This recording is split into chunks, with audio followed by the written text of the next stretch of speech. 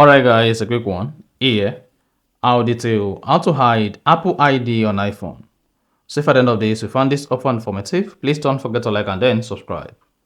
Now, to hide your Apple ID on iPhone so that your Apple ID will not be fixable or accessible, all you need to do is go ahead and click on Screen Time. Under Screen Time, scroll down, locate and click on Content and Privacy Restrictions. Now, turn on Content and Privacy Restrictions if this is disabled. Now, locate and click on Account. Then, if Account is set to Allow, just set this to Don't Allow. Now, go back to the main settings page.